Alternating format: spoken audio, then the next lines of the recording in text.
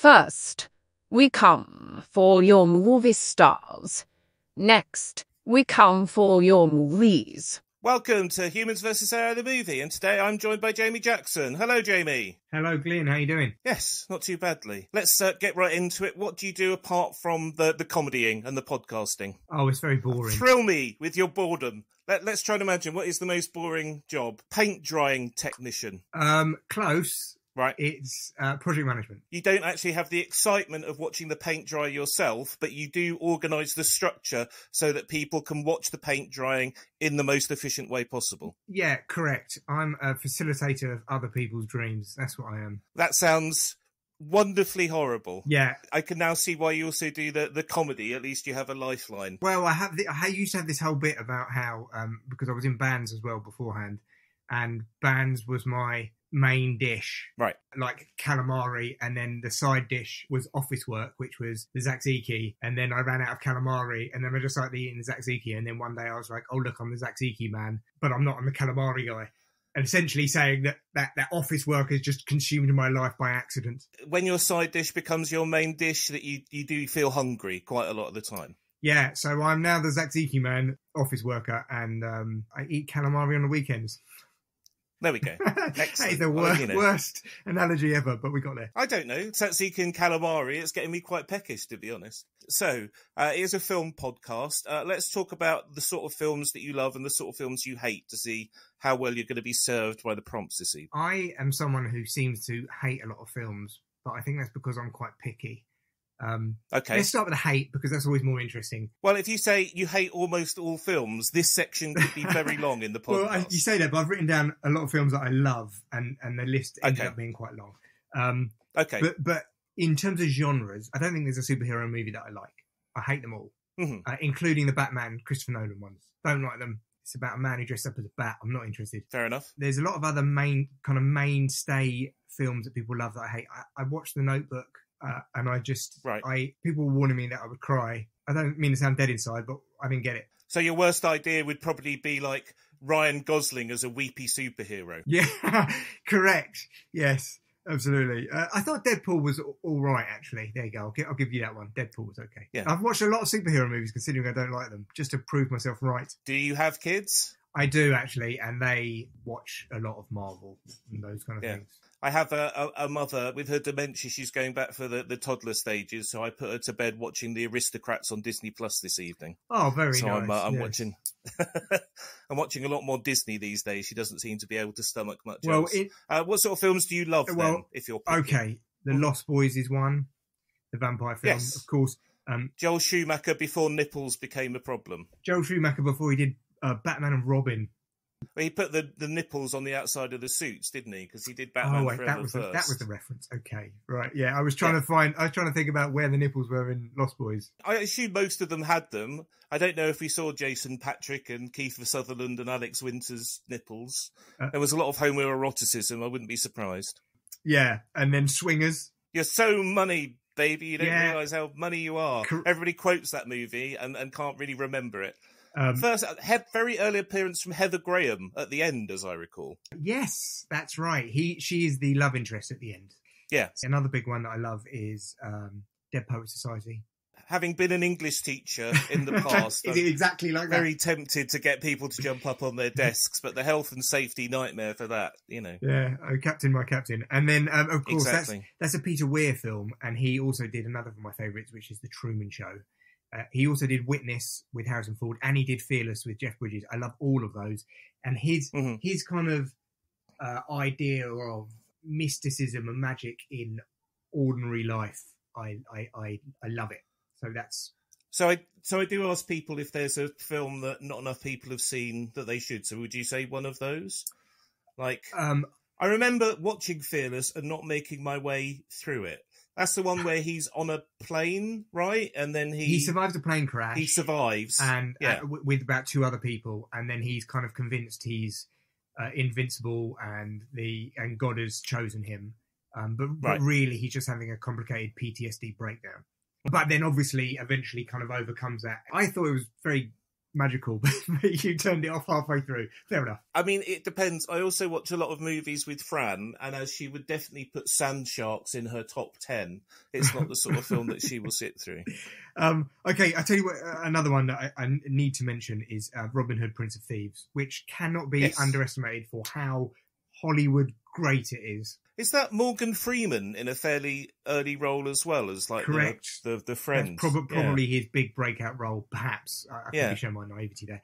The telescope with the two glass balls and the tube. Yeah, and he does a cesarean at the end. He does a cesarean in the middle of the film, and the woman's fine, even though it's in a dirty woods where she would clearly die of an infection. Be said, I don't think anyone is ever going to be Alan Rickman's Sheriff of Nottingham in that film as a villain.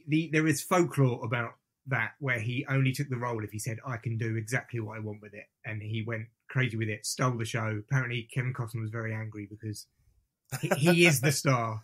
And it's just so good. I mean, there's a waterfall in the middle of Nottingham Forest. They walk from Dover to Nottingham in half a day.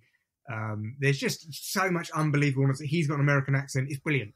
Was it Christian Slater turns up as Will Scarlet at one point? Yeah. You know, but actually, it's not that bad as a turn your brain off action movie. It's pretty good, and without it, we wouldn't have had Robin Hood Men in Tights. So there's that to thank it for as well. Yeah, well, I tell you what, I honestly think it's kind of one of the best Hollywood blockbuster action films there is. Fearless, I wasn't on board, but as a recommendation, I will echo your Robin Hood, Prince of Thieves. So it is going to be a bit of a mixed bag for you this evening, I'm afraid. We're not doing anything of the stuff that you really hate, but we're not necessarily doing stuff that you really love either. That's most films. Yes. So the film type is a found footage movie. Think Blair Witch Project, think Paranormal Activity. It doesn't have to be one of those. There was that film with Jake Gyllenhaal in where it was mostly told through body cam footage of police officers. There's things like Searching, which is a thriller of someone looking for their kid on the internet, and it's like internet screens. Yeah, there's Cloverfield. Sorry, I talked over you there, but Cloverfield is the monster that comes out of the sea. That's found footage. At the moment, it sort of does skew horror, but it doesn't have to be. The Ring was also found footage, technically. Well, they found the footage. I don't know if the whole film was found footage. No, I suppose not. Found footage is a theme in it. I mean, you could stretch it for The Ring if you want to. I would think of it more as like, you know, when music's diegetic, it appears in the scene. That at least a substantial part for this has to consist around footage that is found and pieced together. You can have a framing device and stuff like that if you want to. You just use the word diegetic, and I'm not even going to pretend I understand what that is. I don't know, like I just explained. Like if there's a film and somebody turns on the radio and you hear the music, that's diegetic. Oh, okay, all right. If it's a soundtrack and it's not brought on by something that's understood. In there. Yeah. Sorry. No, don't worry. I should come with subtitles, but it's difficult on a podcast. I was actually going to Google it whilst you were talking, and then I thought, no, that's a cheat. I'll just admit it. Right. The location is a billionaire super yacht. I like it.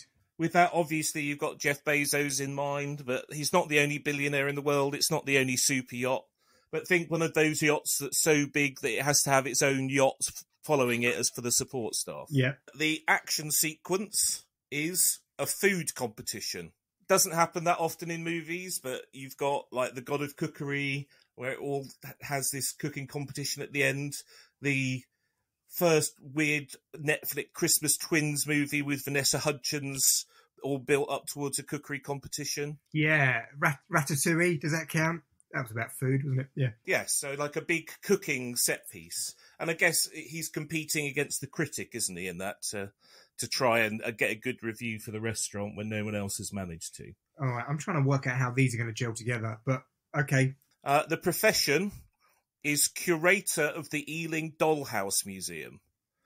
Because whenever I'm on a 297 bus, I always go past the Dollhouse Museum that's near Haven Green in Ealing, and I think, A, who sets up a dollhouse museum? And then B, I am never ever going into that place because that's like an invitation for a horror movie. You see a doll's house museum and That's it. Yeah. Why would you ever go Creepy. there? Why risk it? I don't like puppets. I don't like ventriloquist dummies. I don't like dolls. Doesn't have to be horror, but maybe that's a horror-adjacent character you can have. The random object is a fidget spinner. Okay, I have a house full of them. Let's get on to our first section, which is the setup. So it could be that your main character is a curator of a doll museum. It could be that they're a lowly member of staff. It could be that they're a security camera person. With it being found footage, we have to work out how we're seeing this person. I'd like it to be him. Yes. Just so I can relate. I would like it to be a projectionist in a cinema. He can be a cinema projectionist. Why is he the subject of this footage that's been found? Because another character in our movie is the camera. So why is the camera following this projectionist? Perhaps he is archiving old film as part of his job, and somebody is making a film about the fact that he's archiving old film. I mean, it could even be that he films a YouTube channel, right? There's YouTube channels for everything. Glynn, I love the way it's immediately gone off the road, and you've gently brought me back. So yes, okay, let's make him a YouTuber. Can he not be a YouTuber and his job is a projectionist?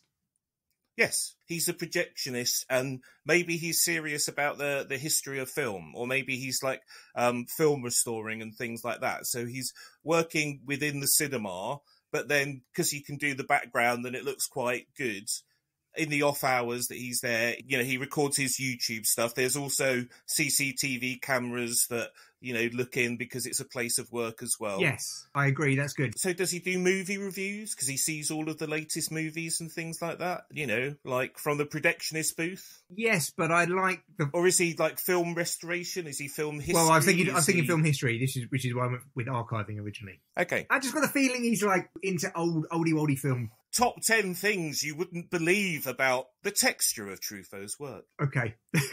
I'm going to go with you. Yeah. I need... Look, guide me. Okay, I'm saying yes. The top 10 red things in art house movies. The red balloon. The red shoes. Raise the red lantern. And 7 others. Yes. I could think of 3 art house movies with red in. Well done. That's good. 3 colours red. That's 4. I don't know anything about art house movies, but this guy does. Well, what do you know about, as he's your character? You said that you want him to be a film historian and you want him to be male so that you can feel it. It's your movie. I like the idea of him filming himself doing his job. I don't know if you watch certain YouTube videos which are just people doing stuff and you watch them do it. They're not even really talking to the camera. You get it very much on TikTok Live. People just doing something and you watch them for ages. I have moved on from Dr. Pimple Popper. I'm now watching Dr. Hoof, who is the person that scrapes out infected hooves of cattle. Oh, jeez. I'm a big grass man. I watch people fixing lawns, seeding lawns, golf lawns as well. Yeah, there's something incredibly interesting about something so incredibly boring. I think so. Maybe he's like an ASMR thing, and it's like he puts up the click, click, click, click, click of the old style film going through the projection. It's like, and for this thing, you're going to hear the sound of Rear Window, because that's filmed on 70mm, and it's got a little bit of a different sound to a 35mm print or a super film print. You've extracted it out of me. That's the kind of vision I had in my head. He's filming his YouTube interspersed by camera footage of the security camera. In a way, we're wondering why all of this stuff has been collated together, especially as this seems to be the unedited video. It doesn't seem to be like the proper branded thing. Do we have anyone else coming in at this point? Like his boss or a girlfriend or a boyfriend that visits him while he's working and doing his videos? I like the idea of somebody coming in, not talking to him and giving him something every now and again, whether it be pushing in a trolley, whether it be files, whether it be something. We don't know what they are, and he takes them, but you never see the person's face. Right. But you can tell it's let's go with a woman. Okay. And the reason I'm saying having another character here is that we are probably going to have to get out of this projectionist room because he does have to go to a super-yacht and there does have to be a cooking competition. Yeah, I know. I'm already stressed. Stressed about it. Which, while putting a super-yacht in a projectionist room and having a competition there at the same point, we'll say that this is the setup, right? In the complication, we'll address those things. What is this guy's fatal flaw?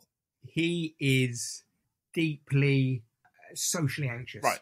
He shuts himself away from other people. He has this little bubble, which is the projection room. Exactly. I'm sure all projectionists are Which can be demonstrated of like how he reacts negatively to people that are coming in and just doing stuff that they should do normally, but they're interrupting his filming. And when he talks to the camera, it's a very different relationship to like the, oh, Mum, God. He's a little bit OCD as well. Yeah. Don't touch this. Leave my stuff alone. This is my little space. Yeah. I have said from the hours of 10 to 12 that I am to be left alone and it is to be nothing but silence. That's basically what I just said to my family about this podcast. So, yeah. Do you want to hear what the setup was for the AI? Yes, please. A group of friends who work as curators of the Ealing Dollhouse Museum are invited to a billionaire's super yacht for a weekend of fun and relaxation. They are greeted by the billionaire's charming assistant, who gives them a tour of the luxurious vessel and introduces them to the other guests, including a famous chef, a renowned critic, and a mysterious investor.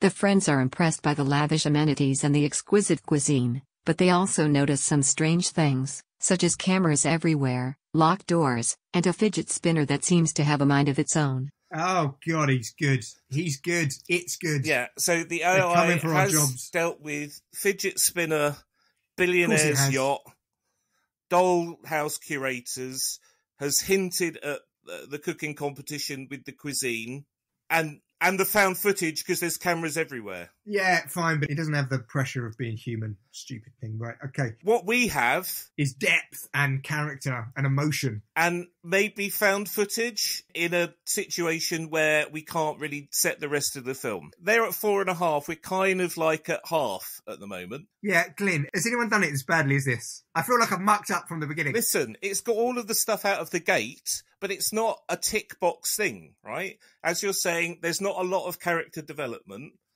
It's ticked off a lot of boxes, but what else is it going to do? We're going to head somewhere with this. We've got an arc. So let's move on to our second situation, which is the complication. Complication. Do you want to say the obvious thing, or do you want me to say the obvious thing and then you develop it? I'll say the obvious thing, which is he is invited to. Yes, I am nicking the idea from the computer. He's invited to the Ealing Dolls House by the curator, who I think, for interesting purposes, is the female version of him. Okay, right? So she's very much into dolls houses. She's very much into her own little space. She's socially anxious as well. She, I don't know, invites him over. For me, that was not the obvious answer at all. I like it. We're going to go with it. For me, the obvious answer would have been to move to the billionaire super yacht because there's cameras everywhere and maybe we could have it that the billionaire was actually a big fan of this person's ASMR videos, or so it seems. That's too close to the AI. Let's deal with how we get to the billionaire super yacht later. For now, let's go to a doll museum. I like it. Yes, correct.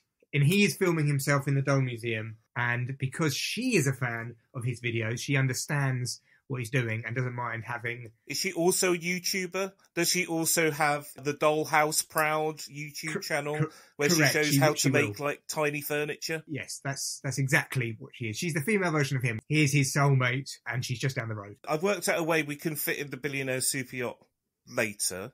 That's fine. Good. Remember, the cloud of the cooking competition is still hanging over us. I understand. I think the way we're going to do it is she has an invite to this billionaire's super yacht. No. We're keeping this small.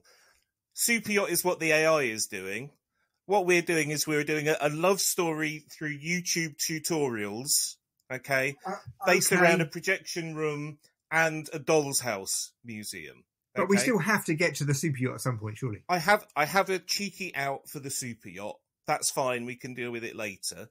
But I just want you to bear the cooking competition in mind, right? I would say this maybe is still part of the setup. Either the big complication can be that she says, I am planning to make a doll's house that's like a cinema, but I want to have an accurate idea of how to make a tiny projector. Can you come and advise on it? And that's the complication that he invites her to meet him. Or... No, I like that, but go on. Or you could double down with that and you could have... Well, no, let's keep it as that.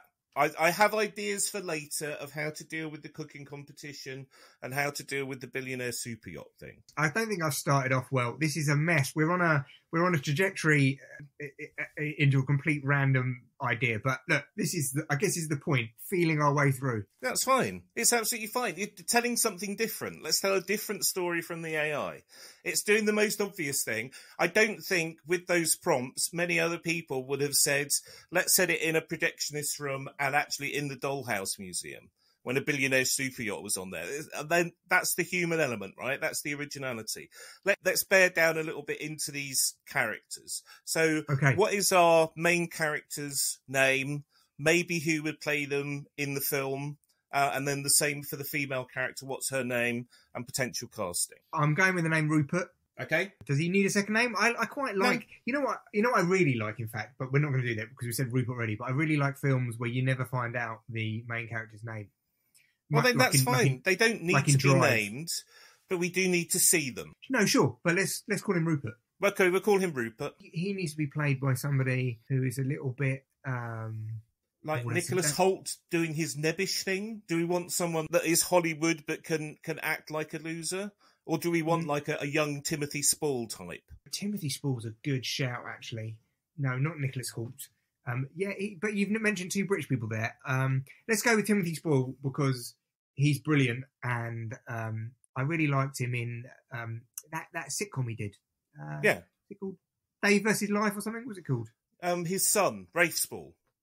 Oh, I'm so sorry. I was thinking of Rafe Spall. Let's go with Rafe Spall. I was thinking of his father, who was like Peter Pettigrew in the Harry Potter movies. Yes, who was also in Alvida St. Pet. Yeah. I'm showing my age there, but yeah. Why don't we de-age him? They did it with De Niro in The Irishman. We will have de-aged Timothy Spall in his Alfreda St. Pet heyday of his late 20s as our main character. Okay, good.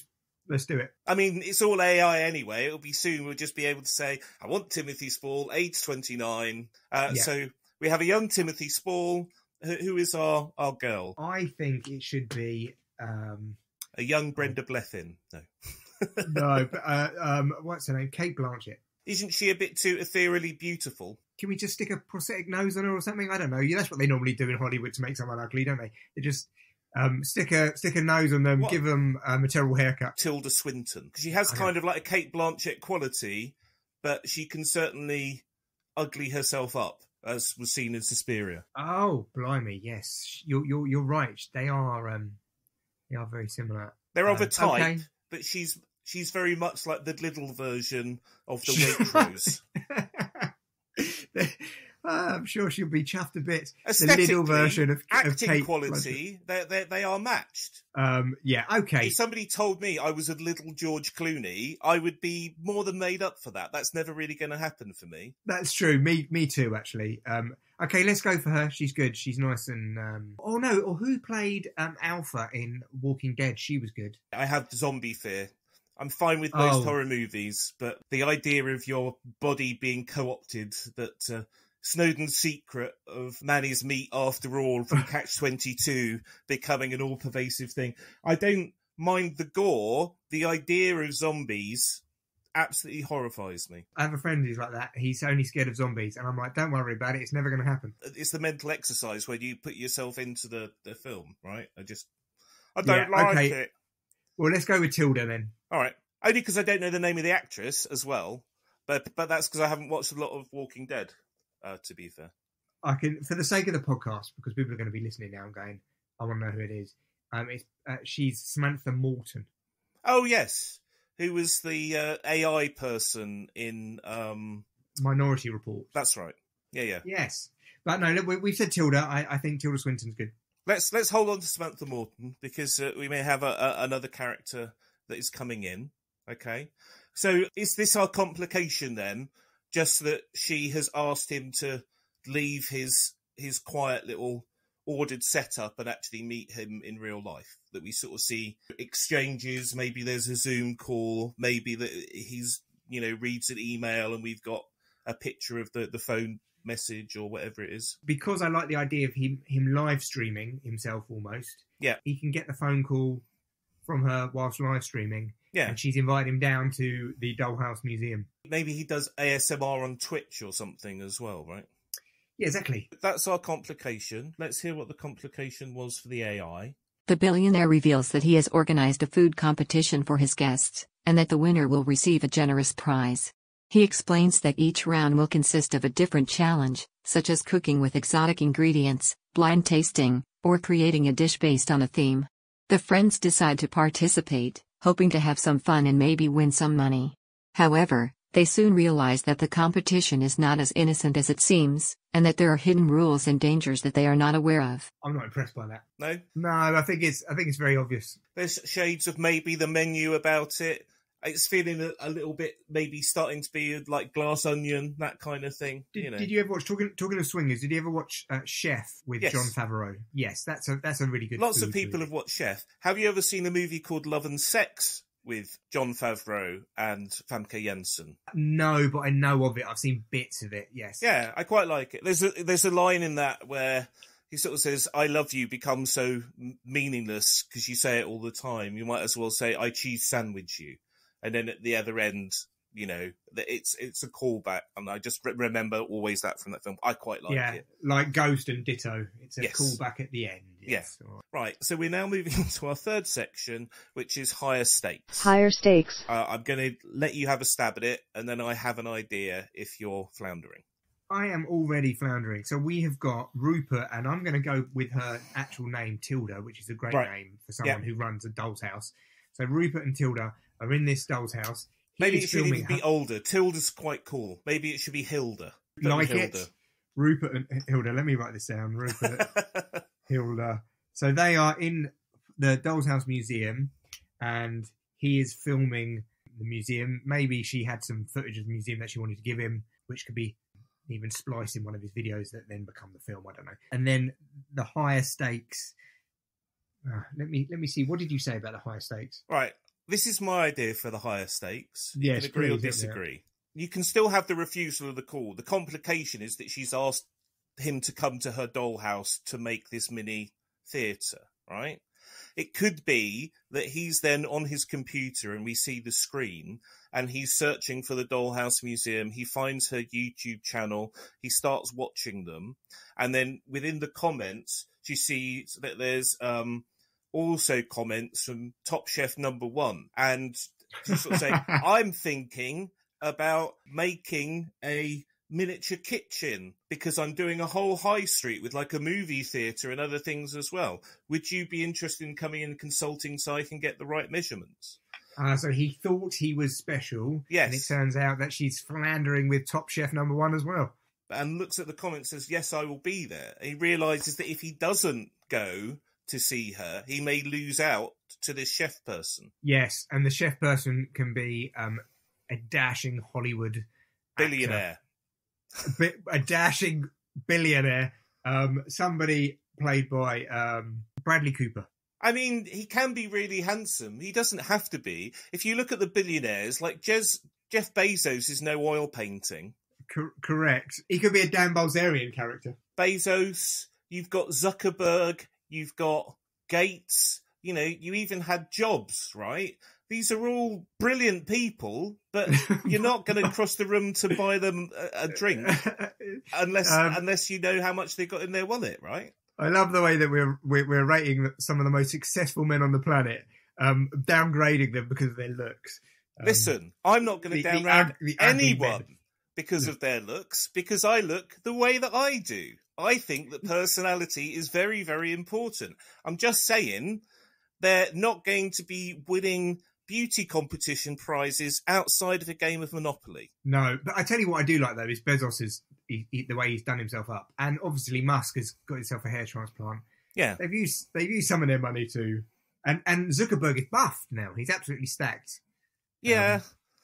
But they're doing as good as they can. What I'm saying is you can cast a very interesting character actor in the billionaire role if you want to. Yes, all right. That's very true. Who do I like who's a great character actor? Oh, I really love Gary Oldman. You can have Gary Oldman. Gary Oldman, then. Yeah. He's the billionaire. Gary Oldman playing the old man.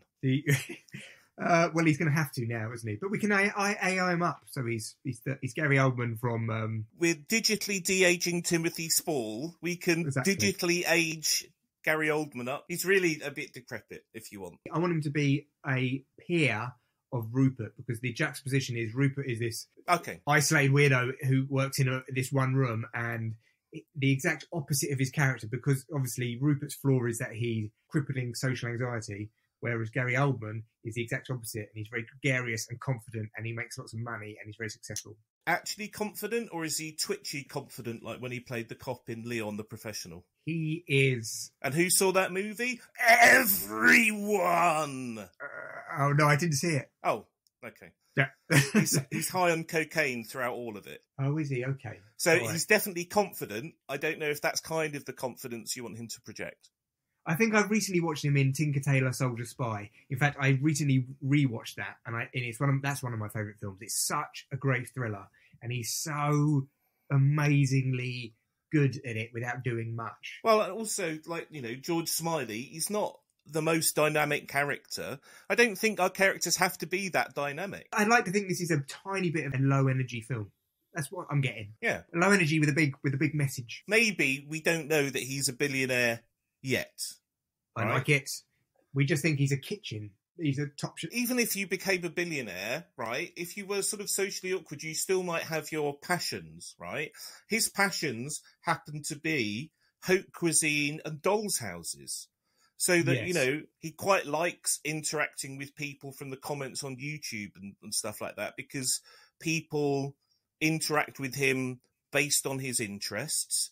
They don't make assumptions of him because about his money and sort of stuff like that. So the connections he has through this, and all of the videos that he does is just his hands cooking. You don't actually see his face at all. Oh, I like it. He's almost like a Bruce Wayne of YouTube cooking. No one really knows he's actually the billionaire. Yeah, because it's like Prince and the Pauper, right? So that people will view you for who you actually are rather than all of the money and the wealth and the status you have. Yes. All right. I like it. All right. Well, I guess that's our higher stakes, that suddenly a third person has been thrown into this love triangle, the faceless hands of a confident Gary Oldman. Yes. See, it doesn't have to be aliens and guns and, sometimes it can just be one man's hero's journey to become confident and get the girl. Yes. There we go. So I don't think the higher stakes of the AI is going down the same route. Okay. I don't think so. As the competition progresses, the friends discover that the billionaire has a sinister motive behind his game. He is actually using them as guinea pigs for his secret project. He has laced some of the dishes with drugs, hormones, or toxins that affect the guests' moods, memories, and emotions. He is also manipulating the results and the feedback to create conflict and drama among them.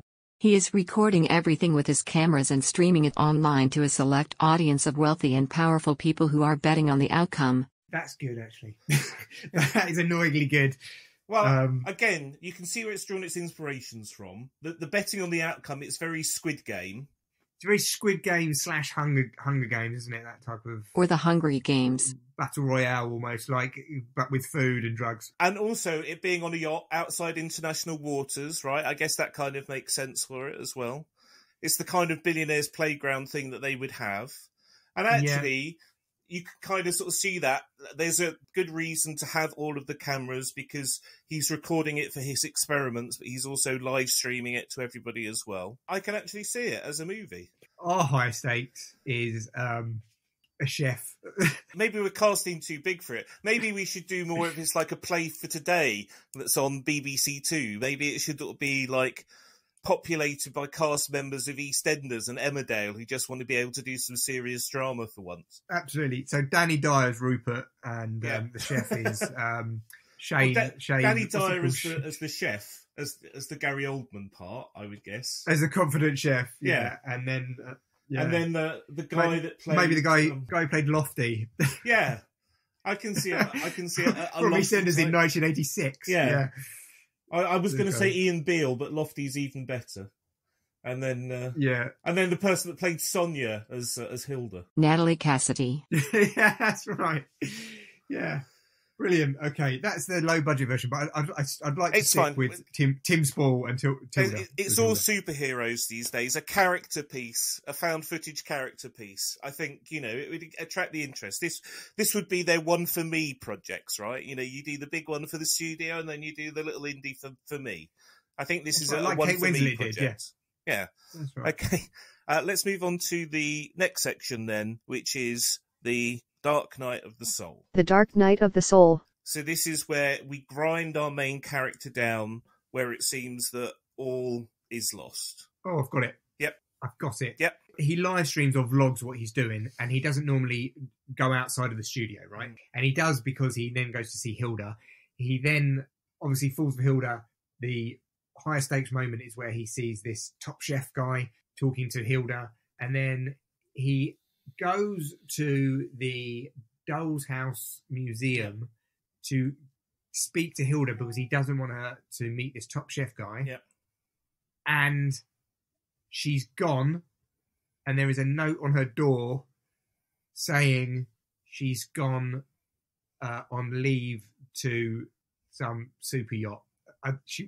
Okay. Would have to work out why she'd write that on the door. But the top chef has taken her away. So that is the Dark Night of the Soul, where it already looks like he swept her away.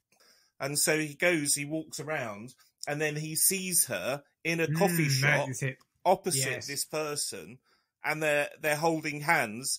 He doesn't hear what's being said. There's a peck on the cheek afterwards. Maybe it being a Dark Night of the Soul, he's got a rig on. So, he's got the thing on his chest and the camera is there. So he's walking around and it's following him. And then he turns around, or that he turns his camera around, that he's holding it in his hand. And because he wants to find out more about this guy, that he follows him. I like the idea that this is the tension in the film where not only is he losing Hilda to Gary Oldman, but also you're not sure if he's about to do something psychopathic, like stave his head in from behind. I mean, you could take it even further. There's a picture of him getting into a really flash car with a vanity license plate, and then it goes to a desktop. It sort of freezes, and then he drags that into Google image search. And because it is a vanity plate, then it brings up all of this information about this guy, and he finds out not only does he have a rival, but his rival is a billionaire, a reclusive billionaire. That is a lovely bit of direction there. Yeah. The number plate, and then him dragging the window across to another monitor and opening. Yeah, that's brilliant. Yeah. You should do some sort of film podcast. I know. With that kind of mind. Yeah. I think that's a pretty Dark Night of the Soul for Rupert here. What is the name of the rival, by the way? Is it like Max or something? Max Power. Yeah. No, it's originally it was Reginald Dwight, but he changed it to Max Power by deed poll. Yeah, no, I think it would have to be something very ordinary as well. Maybe his name is Max Light Switch. He's his grandfather invented the light switch, and that's how he's got his billions. Yeah, that's what Edison didn't think about. He invented the bulb, but he didn't invent the light switch. Yeah, exactly. So, yeah, that's why he never made billions. He only made millions. Okay, now let's go with Max. Maybe he's Max Corning, because nobody knows what Corning is, but they're a hugely successful company.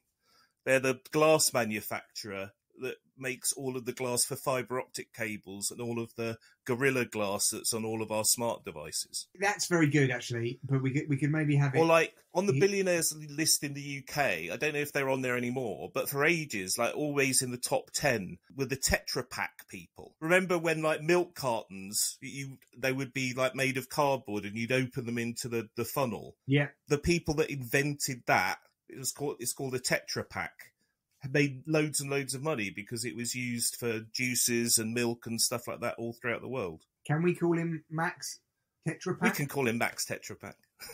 Why not? All right, good. There we go. We got there. I'll write his name down. Max.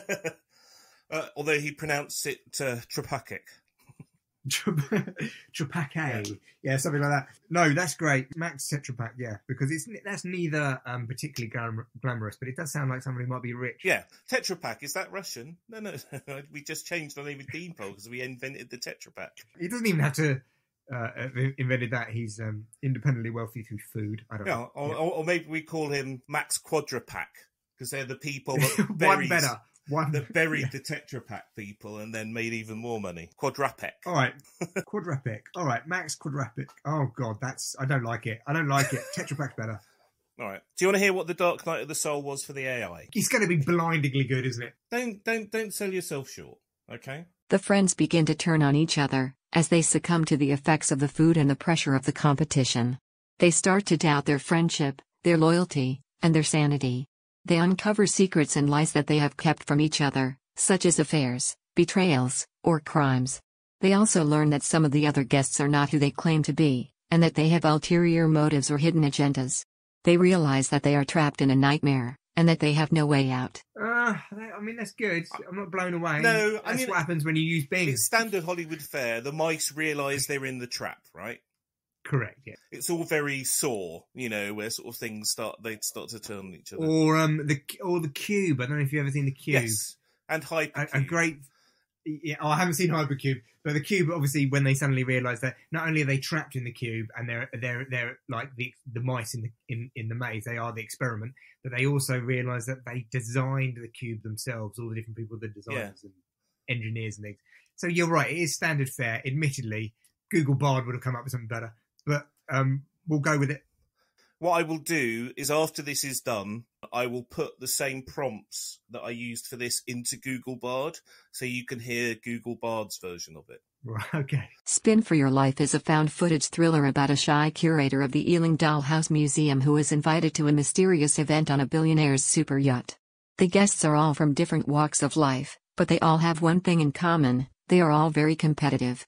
The guests are told that they will be participating in a food competition, and the winner will receive a prize of $1 million. The competition is fierce, and the stakes get higher as the game progresses. The protagonist, Jane, is faced with a choice: either cheat to win or play fair and lose. Jane chooses to play fair and loses, but she learns a valuable lesson about standing up for herself and fighting for what she believes in. Okay. All right. It's quite an interesting experiment, actually, to see how much they vary. So let's go on to the next section, which is getting it together. Yes. Getting it together. Our main character has been ground down. It seems that all is lost. He now has to have a plan of how he is going to win over Fair Hilda. Correct. We have 3 sections left in which to involve a fidget spinner. Oh, no, I forgot about the fidget spinner. Do you want to retcon Max Quadrapac to Max Fidget, rather than the real story of the fidget spinner, which is somebody invented it and didn't patent it properly and put the schematics out on the internet, that actually they designed the fidget spinner, did patent it properly, so that every fidget spinner was sold, they got money from it, so he's a fidget spinner billionaire. This is good, yeah. So Max Fidget. Yeah, does sound quite dodgy. What's your name? Max Fidget. I fidget to the max. So, you know what? I do like the fact he's called Tetra Pak, but we can just make him the inventor of the fidget spinner. Okay, so his surname, completely unrelated to his wealth, is Tetra Pak. Correct. Okay. I just like the word. Yeah. I mean, I guess that would mean that there's less likelihood that the Tetra Pak billionaires would sue us, because they've got the money to do it, because it's just a name. It's not actually taking their life story and using it. It's not their family. It's not their DNA. It's just some other guy who also happens to be very clever. He invented the fidget spinner. As you said, I didn't know that true story about the fidget spinner. That's a bit heartbreaking. Yeah. Catherine Hedinger is often credited as the inventor of the fidget spinner. She came up with the idea for the spinning toy back in 1993, but her original prototype was rejected by Hasbro.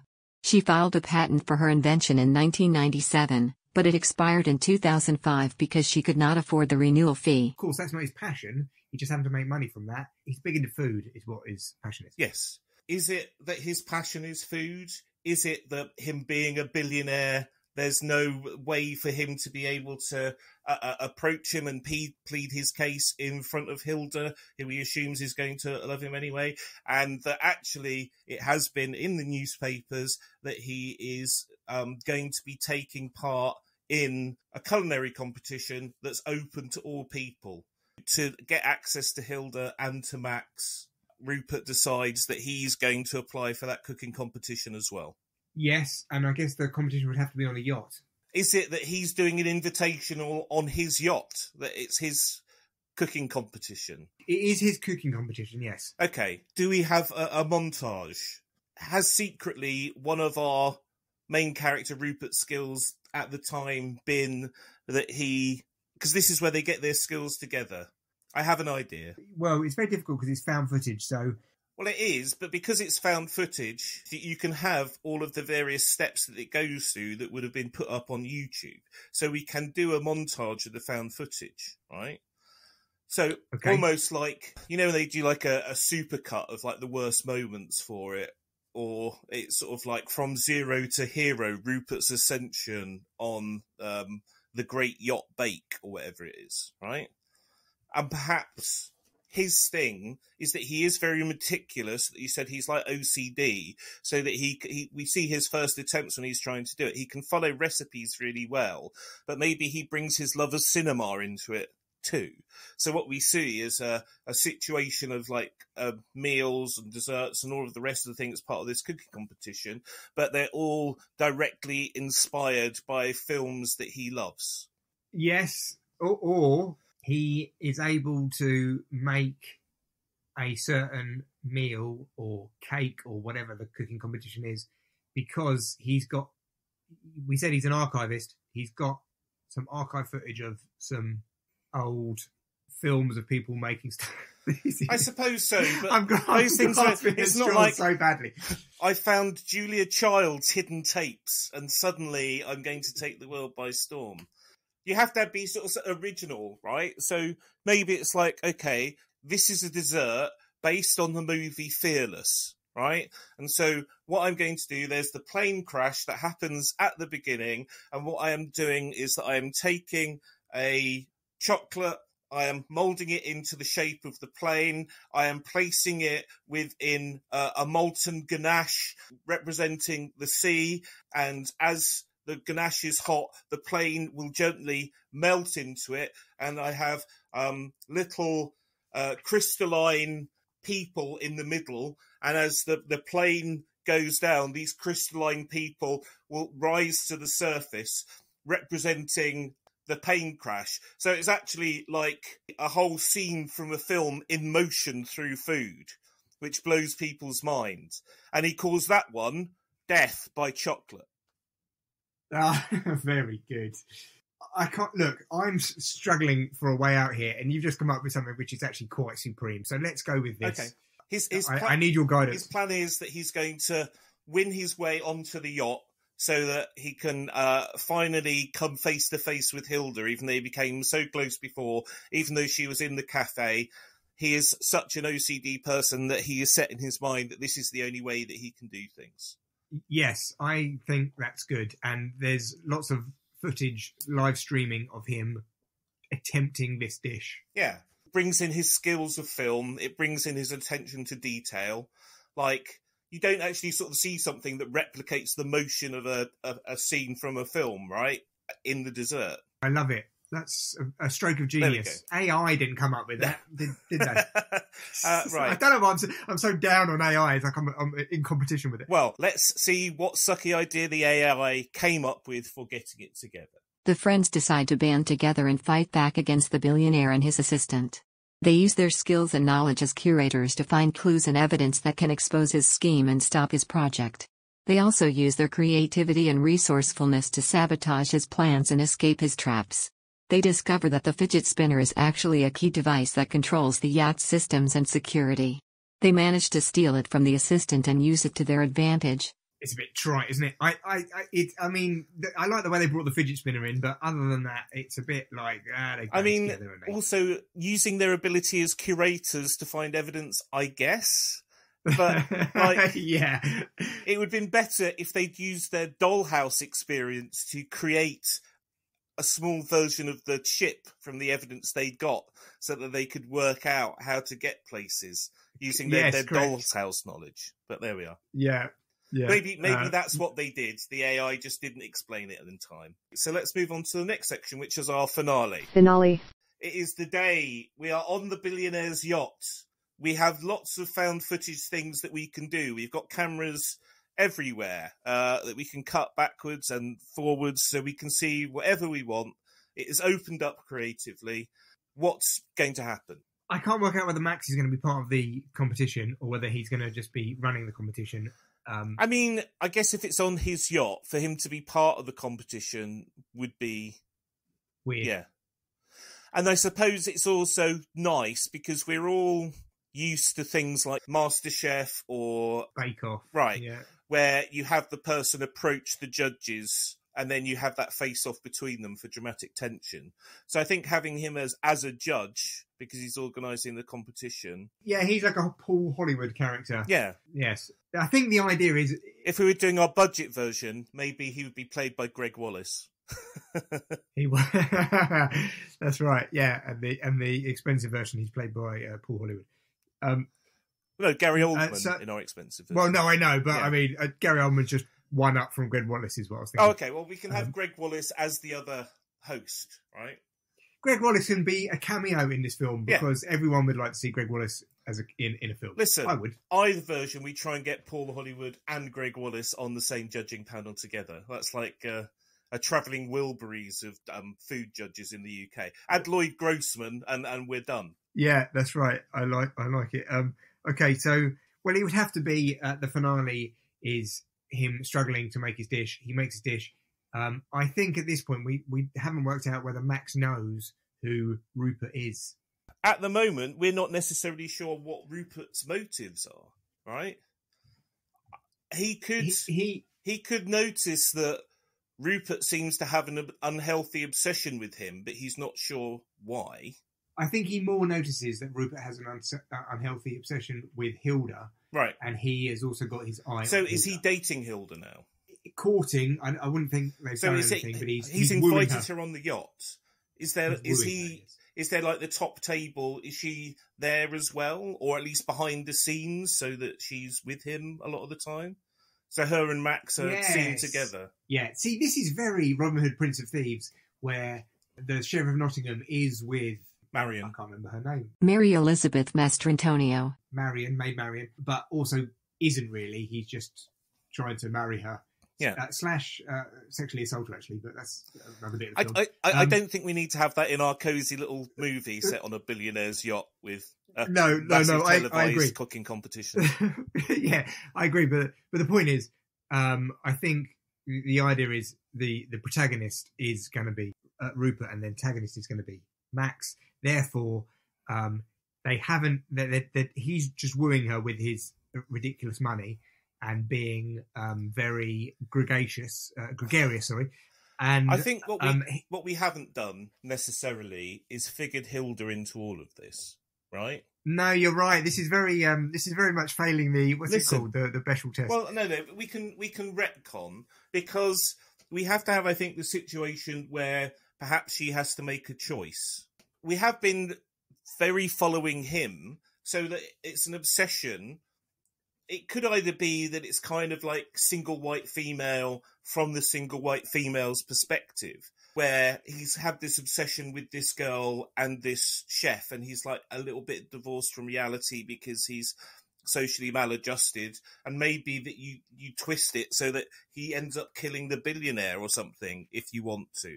I was going to say at the end, I think what would be good is if he brings his ganache chocolate, death by chocolate dish up, he wows the judges with it. Turns out there are little cyanide people in it this time. Well, no, I was actually going to say that it turns out that he doesn't win. There's two ways that you can go, right? You can go with a big sort of surprise ending that this is all of the fantasy that he's concocted for himself, that you kind of American Psycho it, right?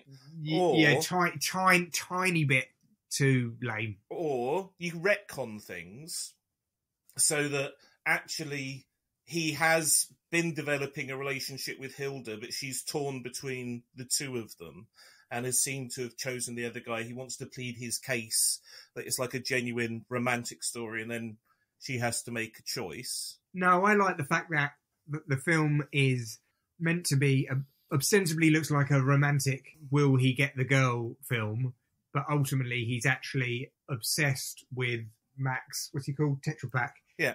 And at the end, he's on that yacht and partaking in that competition, not to get Hilda, but Hilda the whole time was just a vehicle to get close to Max so he can kill him. It doesn't even have to be that, right? We're thinking two big stakes, two Hollywood stakes. The AI has We tricked are. us. We've gone. Yes, it is. It is. It's Why don't you tainting us. just let's have the conclusion that it goes up. He's one of the finalists, and then he comes in third place, right? And then Hilda goes, "Oh, well, yeah, I recognise you. I don't. You never responded to me, so I don't think you saw it. But I asked if you wanted to do a projection thing. You're cooking now. That is amazing. I didn't even know that you cook, and you've come on your first try in any of these things at third place on a national competition. I've got to go and speak to my boyfriend now, but, you know, it would be lovely to catch up again when we're both back in Ealing. I'll send you a message." He doesn't get the girl, but he does realise that actually he has gone out. He's been on TV. He's addressed his fatal flaw. Yes, correct. He has addressed his fatal flaw. Our cute little cosy movie is that he doesn't win, he doesn't get the girl, but he gets a newfound sense of peace and purpose. Can't believe we've just removed murder from it completely, but I think you're right. If it's the film that we thought it was all along, then ultimately it's just about one man's battle against his own social It's more like and Fisherman's Friends, right? You know, or that one with Rob Brydon where they're synchronised swimmers, you know. Yes, absolutely, yeah. A nice little cosy movie about film and cooking. Yeah, why not? Why not? I like films like this because it doesn't always have to be, like I said, about guns and bad guys and good guys. Sometimes it can just be about the human condition, and a lot of people would relate to it. Yeah, there we go. So the not small-scale drama finale for the eye is this. The friends confront the billionaire. He is actually a former curator of the Ealing Dollhouse Museum who was fired for stealing and selling rare artifacts. He has been plotting his revenge, to destroy the museum and everyone associated with it. He has rigged his yacht with explosives that will detonate when he wins the final round of the competition, which involves creating a miniature replica of the museum using edible materials. He challenges the friends to beat him in this round, or else they will all die. A weird kind of dogleg bit of logic at the end there. Fired from selling artifacts at a doll's house museum to billionaire. How rare were these artifacts? Yeah. I think it struggled to tie it all together. And we have too, but I would actually say that we've done a better job of tying it. A competition where they're a curator of a doll's house museum, and the final cooking challenge being that they have to make a little edible dollhouse version of the dollhouse museum, I quite like. Yeah, but the dogleg, the twist, the chess move at the end, you know, the knight's move, which is like weird. This is what we die. stepped back from. We resisted it. We thought murder, we thought happy ending, and we thought no, a little downbeat ending that's good enough for us. It doesn't always have to be explosions. Yes, correct. The AI ate the marshmallow and we resisted. Yes. That's what's happened there. Yeah. So let's move on to the last section, which is final image. Final image. Which I think you have now a clear idea of what you're going to say. I've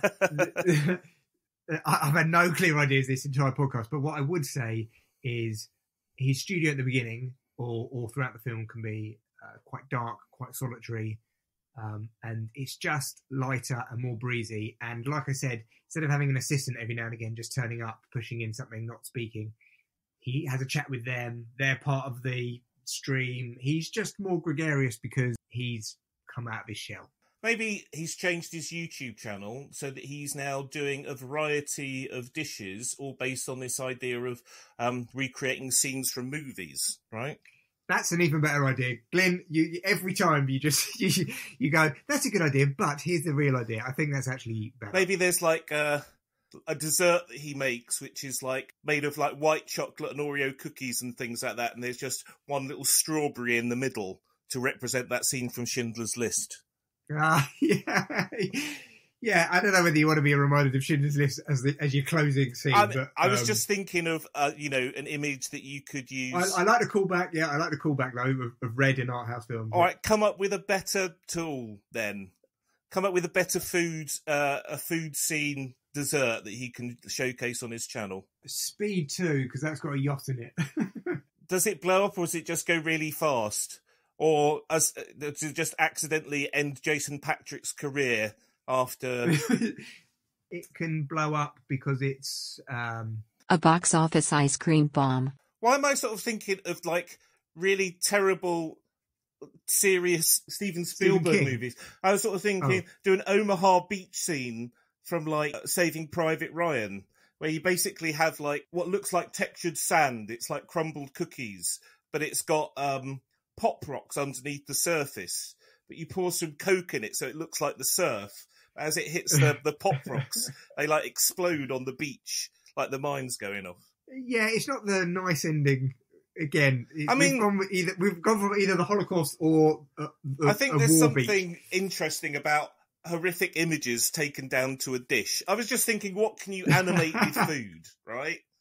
Yeah, okay, let's go with that. Rupert's still got a dark side. Let's go with that. Yeah. All right. Well, let's see what the AI had for their final image. The friends accept the challenge and use their teamwork and talent to create an impressive replica of the museum. They also manage to sneak some of the explosives into their replica and detonate them when they present it to the billionaire. The explosion causes a chain reaction that sets off all the other explosives on the yacht. The friends escape on a lifeboat just in time before the yacht sinks into the ocean. They hug each other and celebrate their survival and their victory. They vow to never eat anything again without checking it first. I mean, a good life lesson for us all there, I think. Okay, yeah, that was rubbish. Yes, it was rubbish. I know, I pulled back from a swear word there. I guess it tried to squeeze too much in. I think it had too much for the finale and thought, I've got an extra paragraph, let's put the rest of the detail there. No real sort of like resolution. The billionaire blows up and they decide that they're not ever going to eat anything they don't check first, which is good advice for everyone. That's the moral of the story. Check your food before you eat it. That should be the tagline of the film. Yeah. Of that film. I thought it was pretty poor. AI is not going to be taking over our jobs anytime soon. Started strong and then went very, very rote. Lost it. Yeah. Completely lost it, yeah. It did come up with a title and a tagline, and I will tell you what they are, and you will have to try and come up with an idea for your title and tagline. The title is The Last Supper, and the tagline is Some Secrets Are Better Left Buried. Does not appear to have anything to do with anything in the movie whatsoever. They confessed to secrets that they had when they were poisoned. I would have expected more of like there to be a food pun or a boat pun or even something like that within there. But there you go. Yeah, rubbish. Again, shrubbish. So what would you like to call your movie? I would like to allude to the fact that he's a streamer. So, Twitchcraft? That's very good. I was trying to come up with a pun on streaming, like screaming or scream or stream. Let's just call it streaming. Okay. The streamer. Day streams? As in it, rather than daydreams. Yeah. Sounds too nicey. I think the streamer sounds more. It is quite a nicey bookish film. It's a fisherman's friends. You know what I mean? It is, but it's also very, very. I get the impression it's very sepia. It's very downplayed, and it's not big bright colours. It's it's very low key. I mean, I was going to say Death by Chocolate, and then we entirely removed the death element, so that makes no sense. We can just call it streaming. That's fine. It's streaming. Streaming. Yeah. Streaming. And the tagline? He streams 24 hours a day. Shame he doesn't live any of them. Oh, that's very good. That's very good. On a yacht, no one can hear you stream. No, I think your one was great. Actually, it summed it up very well. All right, so we have streaming versus The Last Supper, and that's our movie. And thank you very much. I hope you had fun. I did. I found it very stressful. Okay. We got it in the end. You know, we got in. You were a great help. I was floundering. At the end of the day, did we make a movie that you would like to see? I think that's the earmark of it. I think I would. And I would like to say that I realised that Rupert and the journey he goes through is actually quite similar to the journey Ethan Hawke goes through in Dead Poets Society. Right. Yeah. I realise I've subconsciously done that. a film about someone coming out their shell. But then it's the kind of film that you like, and that's the ultimate aim of this podcast, right? Create art we like as a reflection of the person that creates it. What more can you ask? That's something the AI can't do. All that remains is if you've got social media channels or people to follow you or anything coming up, let me know here. Yes, I am a comedian. I have been gigging for quite a few years now, and you can follow me on Jamie Jackson ATI, so Jamie Jacksonati. Yep. On all of the socials. Okay, I'll put that in the show notes as well as all of the comedy cat things for you to follow. And if you would like to see Jamie and me and other comedians, we have free comedy every Saturday at the Beer Cat in Ealing Broadway from 7:30. Please come and join us and listen again next time. Bye! Thanks for having me. Bye-bye.